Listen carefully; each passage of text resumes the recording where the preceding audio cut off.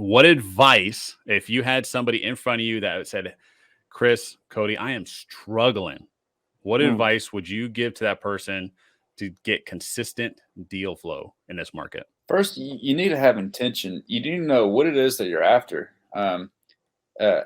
Producing action and taking action comes from intention and commitments. And you got to know what it is that you're intending to produce, what outcome.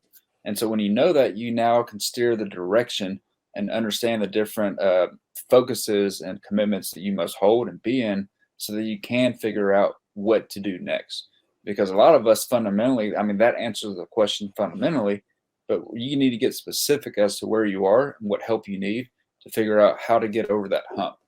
And for us, whenever we face a brick wall, well, at first we turned around. That's when we stopped doing the whole real estate thing and took a hiatus. Now Hmm. we're going to see how do we get through that wall, around, up, over. How do we get on the other side of that wall? And that starts with intention, so that you can then produce the direction to ask for the necessary help. Yep. And to maybe further Cody's point there, I think the mood and the approach that you take. Okay, so people most of the time they lack the knowledge.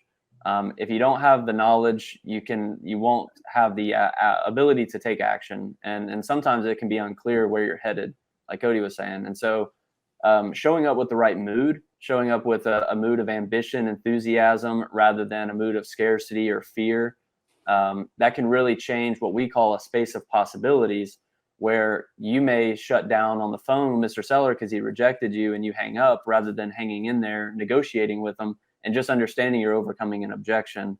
And that enthusiasm of wanting to help someone can help you win that deal, for example.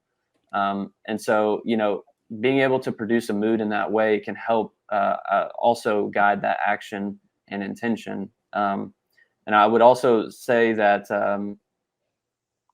people think that you have to, how do I say this? It's really knowledge. It's a knowledge gap that we all face. And how do we bridge that gap with the knowledge? And I think that would be a good place to start is, where are you? What knowledge do you want to attain? And what don't you have? And then go ask for that help. And where would somebody probably, do you think attain that knowledge, and where do you think they should ask for help at? There are plenty of digital resources at this point, Facebook groups. There's, man, you can even comment on YouTube videos now, hit people up in the DMs. What we did is we went to the real estate meetups in our local area. We found who are the players, and then we started talking to them outside of the RIA, taking people to lunch, having phone conversations with other people that are maybe where you want to be. And so that's where I would go. Absolutely. I like what you just said there is, you always want to talk to somebody that you want to switch places with. I like that. Let me ask you guys this. Speaking about knowledge and everything, what have you guys read or listened to that has just inspired you recently? Aji, for me, it's a book called Aji, AJI. Aji. It's Okay. a business philosophy discourse, and they do have a book, and the book is called Aji. Well, Aji talks about doubling your productivity, value, and income.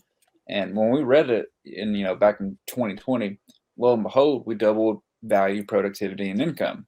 And so that book has stuck with me, and I'm still going through it, revisiting it, because at different times of when I revisit it, I'm in a new situation. And so I'm reading it in a different way, in a different sense. But Aji has really helped us uh, notice and observed new distinctions, and where we are and what we need to do to produce certain outcomes. Yeah, I just wrote that down. I'm going to take a look at that book. It's Yep. it's phenomenal. What Aji is it's a fundamental philosophy of how to double productivity, value, and income using the computer and the internet. And it teaches fundamentals so that you can then understand your specific situation and apply these fundamentals there. And so, but for me, I would say that what's been inspiring for me lately, book-wise, is Meditations by Marcus Aurelius. Um, Earlier, I was talking about losing the ego. In a time of a lot of change, we can really start to struggle with an identity. And because I don't know about for you, but for me, and what I do is I tie my identity to the things that I do. Right. So if my business isn't doing well, I'm not doing well with my identity. Right. Yeah. And so, yeah.